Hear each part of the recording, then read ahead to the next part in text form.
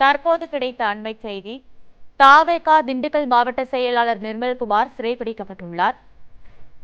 நீதிபதி குறித்து சமூக வலைதளங்களில் அவதூறாக பதிவிட்டதாக நிர்மல்குமாரை சாணார்பட்டி காவல்துறையினர் கைது செய்து விசாரணை மேற்கொண்டு வருகின்றனர். செப்டம்பர் 27ஆம் நாள் தாவேகா கரூர் பரப்புரையில் 41 பேர் உயிரிழந்தனர். கரூர் துயர நிகழ்வில் ஏற்கனவே 2 தாவேகா நிர்வாகிகள் சிறைபிடிக்கப்பட்டிருக்கின்றனர்.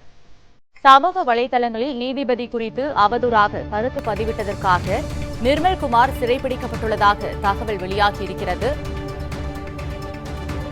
செப்டம்பர் 27ஆம் நாள் தாவேகா கரூர் பரப்புரையில் 41 பேர் உயிரிழந்த சம்பவம் பெரும் சோகத்தை ஏற்படுத்தியிருக்கிறது. கரூர் துயர நிகழ்வில் ஏற்கனவே 2 தாவேகா நிர்வாகிகள் சிறைபிடிக்கப்பட்டனர்.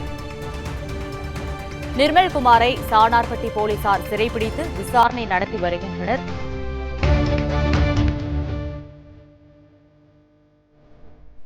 தற்போது கிடைத்த அண்மை செய்தி. தாவேகா திண்டுக்கல் மாவட்ட செயலாளர் நிர்மல்குமார் சிறைபிடிக்கப்பட்டுள்ளார். நீதிபதி குறித்து சமூக வலைதளங்களில் அவதூறாக பதிவிட்டதாக நிர்மல்குமாரை சாணார்பட்டி காவல்துறையினர் கைது செய்து விசாரணை மேற்கொண்டு வருகின்றனர். செப்டம்பர் 27ஆம் நாள் தாவேகா கரூர் பரப்புரையில் 41 பேர் உயிரிழந்தனர். கரூர் துயர நிகழ்வில் ஏற்கனவே 2 தாவேகா நிர்வாகிகள் சிறைபிடிக்கப்பட்டிருக்கின்றனர்.